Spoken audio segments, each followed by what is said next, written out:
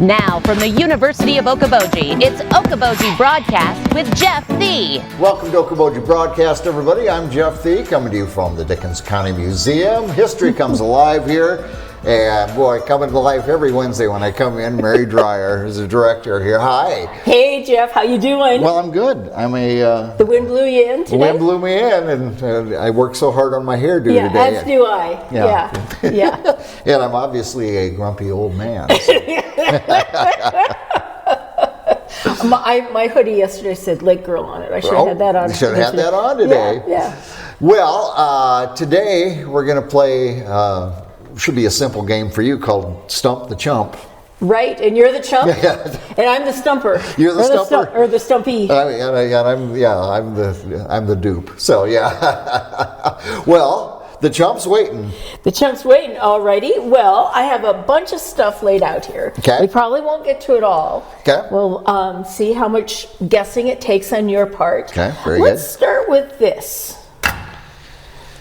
We have this here. Looks like a big old piece of coal, maybe. You nailed that one, Jeff. Wow. Why would we have this in the museum, though? Did it at one time heat this facility? Or did now you stumped me. I don't know the answer to that, Jeff. So we're exchanging the chump thing right now. We certainly are. But why would we have this here? Maybe from one of the steamboats. Could be. The steamboats use coal like this. Like the original Queen, possibly? Yeah, all the original steamboats were, get this, steamboats. And to make the steam, they needed coal to do that. Now, there's something else that's more particular to this museum than steamboats even. Okay. And I got a guess? Is this let's give you one guess, and then I'll go on.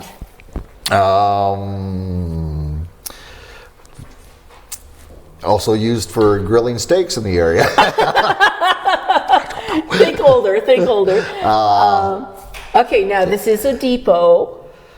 Oh, and trains. Steam engines. Yes. It was coal like this that powered the steam engines. Yeah. So, and that does make sense. More sense than the boats. Yeah. Or the grill. Both the steamboats and the steam engines use coal like this. This is kind of hard to come by like this now. This was imported by one of our board members from Colorado. Oh my. This fall, so that we could have actual coal to show kids. And one thing that I've learned about coal is it's dirty. It's dirty. And I love showing folks pictures of the steamboats and the ladies in their white dresses at the steamboats, and the soot is raining down on them. Yeah. Go figure. Not for me. All right. The chump only got half a point there, I think. Yes. Okay. Do you want to pick something this time? This is kind of interesting. Okay. Well, this is near and dear to me. I'll give this to you. Okay. Thoughts? Well, it looks like similar to what I use on my dog to get the fur off. You sure? So I'm guessing it was used for livestock or something? Well, as a matter of fact, you get another half point on this one. These are called cards, and they were used to card wool like this, wool that came off of sheep. Okay. You would charge the cards by putting wool that came straight off a sheep onto the cards like that. And then you would brush it, kind of like you brush your dog's fur, like this. And what it does is it lines up the fibers of the wool. So then you can weave it? Well, then you I'm take looking for it another off. half point here. Yeah, you're jumping ahead here. Okay.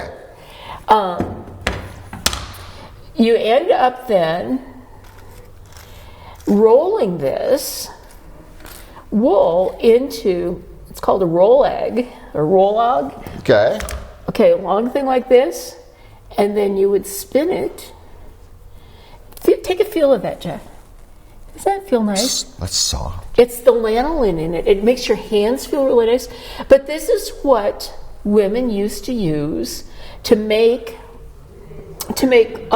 yarn to either weave things or to knit, crochet, whatever. Back in the pioneer days, practically all the women used cards like this in preparation for spinning the yarn on a spinning wheel. Oh, okay. And the cards. They're called cards. C-A-R-D. Right. Okay, very good.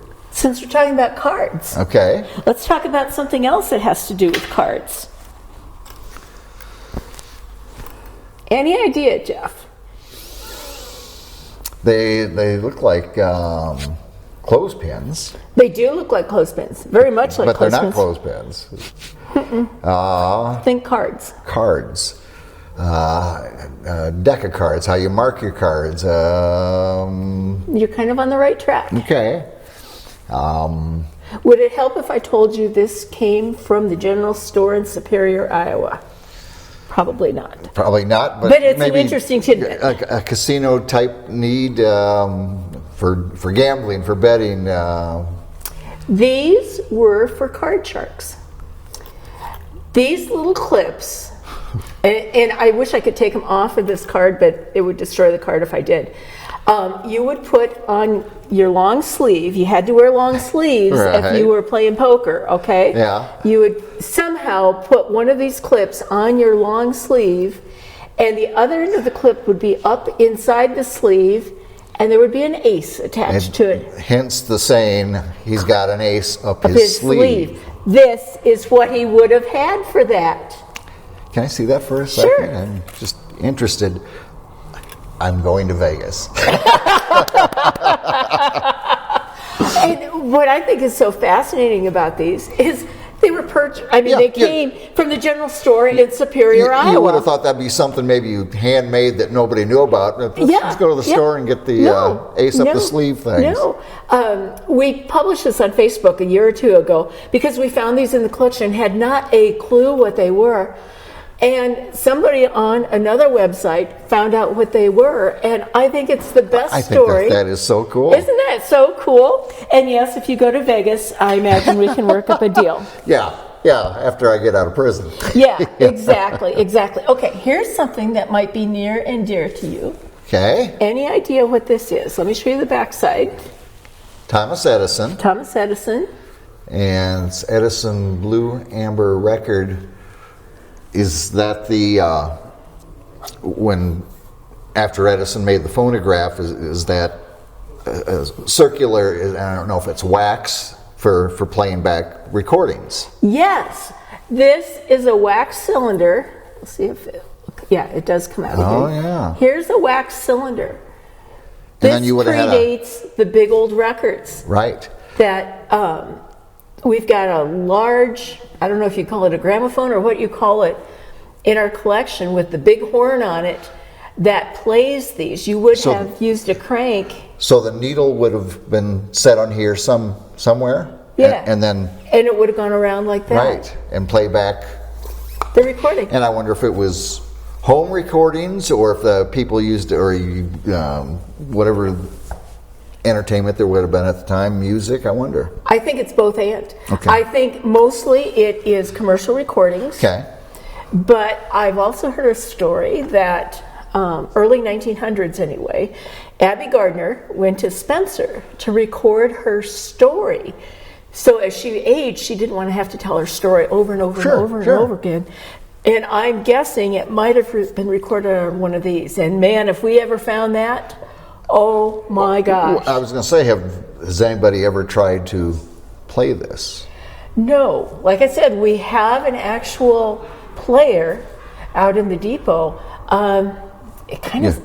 Yeah, it would be, you don't want to ruin it in the process. I don't want to ruin it in the process, but it would be fun to listen to. Yeah.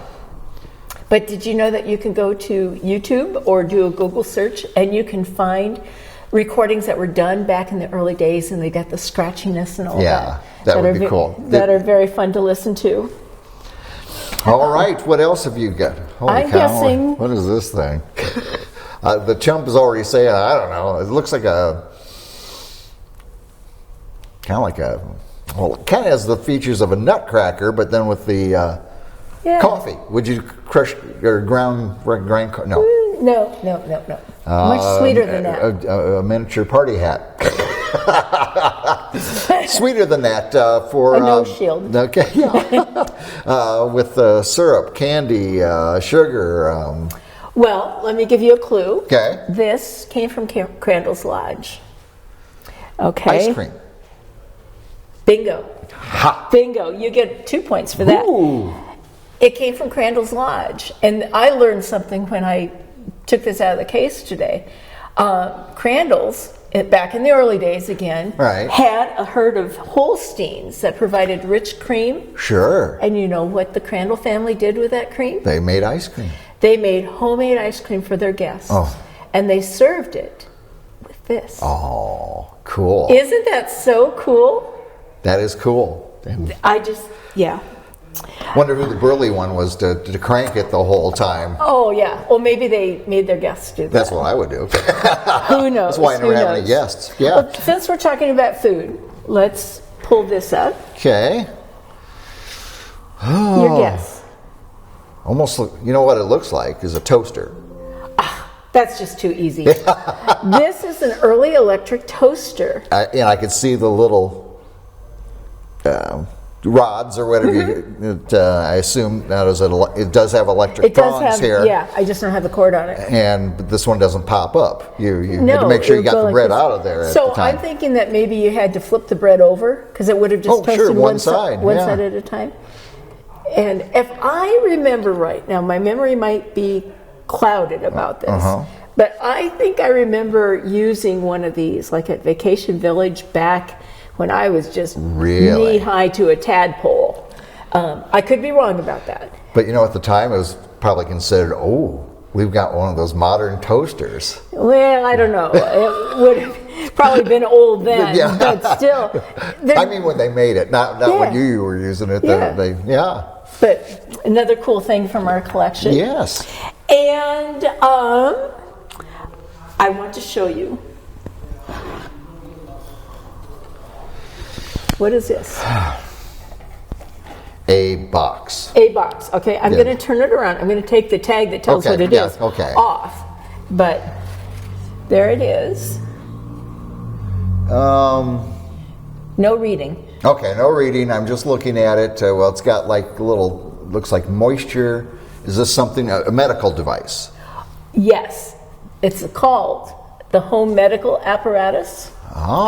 And it could either be used for helping with muscle aches. Okay. You could, I assume that you attached electrodes to yourself and somehow there's a battery in this. Okay. Okay. Or if you were suffering from depression, you could use it also. I highly recommend that. It was a multi-purpose home medical apparatus. Well, kind of like when they do the sound stuff on you now, you know, that they loosen up your muscles. Yeah, kind of same thing, just ahead of its time. Darn. Yeah. What era is that from? What year? I'm looking to see if there's a copyright on it. My hunch would be late 1890s to early 1900s, but that's pure hunch on my part. Right. I just know that I have never used a home medical apparatus. No, I try to avoid them if at all possible. Yeah. Jeff, we have things walk through our door all the time. And Frank talked to you a couple weeks ago about some papers that walk through our door. Yes. Well, we had something walk through our door Sunday afternoon that is also very cool. I'll even let you touch and hold this if you'd like. And I'm familiar with shotgun shells. Yes. But I'm just going to venture a guess that possibly shooter. Is it? This shotgun shell that walked through our door Sunday afternoon is from Fred Gilbert. Yeah. It was given to this gentleman's father. Who knows who gave it to him, but in 1930. Now, Fred or Dude Gilbert had been dead for a few years by then, so it probably was owned by somebody else in the meantime. Right. But this gentleman's father had had this since 1930. Yeah, and the gentleman brought it into the museum Sunday afternoon. Were you floored? Oh my gosh. Yeah. He just looked at me and he kind of grinned and he says, I have something you might want for the museum. And he held out this little envelope, and I didn't know what it was. And there's writing on the envelope that confirms that it came from Fred Gilbert. Wow. Yeah. Still encased and everything, isn't it? Yeah. Wow. I mean, this is such a treasure. Yeah. Such a treasure. We hit the jackpot with that one. That is so fun that people bring things through the door that's been sitting in my drawer or my attic for decades. And we never know what it's going to be. No. You know, and usually, how do I say this? The folks who just walk in the street with stuff, that's usually the best stuff. Yeah. You know, I mean, just totally unexpected. Really, really cool things. Yeah. You know, I bet if you would look around a lot of these old cottages, old lake homes, I bet there's a treasure trove of Iowa Great Lakes artifacts out there. You know, and a lot of them, to me anyway, the things that are valuable to us as a museum are the things that tell stories. Yes. And they're not they're usually not things that have great monetary value. No. But like the shotgun shell from Fred Gilbert, that allows us to say, hey, the shotgun shell, did you know that this belonged to Fred Gilbert? Yeah. And can I tell you about Fred Gilbert? He was the, tell me the name of a great basketball player. He was a Caitlin Clark. He was Michael Jordan. Or Caitlin Clark. Yeah, there you go. Of the early 1900s. Yeah. And he was from here in Spirit Lake. He grew up here. He lived here even when he was famous. World famous. World famous. Hobnobbed with the DuPont family. Yeah. Hobnobbed with John Philip Sousa. From here. Yeah. And he owned that shotgun shell. I mean, you've got some of his firearms there, but to have... Yeah. And so this is the kind of stuff that we just love because it enables us to tell a story. And the stories are all here. The stories and more are all coming here. in. That's the fun part. Yeah, more keep walking there. in, and we just love it. Sometimes it feels like Christmas here. Christmas doesn't come once a year here at the Dickinson County Museum. No. Yeah, wonderful. No. All right. Well, and I'm just going to say now this one before we go. I do recognize that's a telegraph. It's the early internet. Yeah, the embryonic internet. This is your iPhone at one time. It was the only way for railroad stations or depot agents to communicate with other towns was through the telegraph. Yeah. That was it. Just another step in time. Yep. Yes, it is. All right. Mary, thank you for stumping the chump. Can I tell you what we've got coming up? Well, yes. May 16th. Thursday evening, May 16th at 7 o'clock, right here, unless I get smart and move it to a bigger venue, because I think we're going to have a lot of people for this one. Dr. Kevin Mason is coming back here.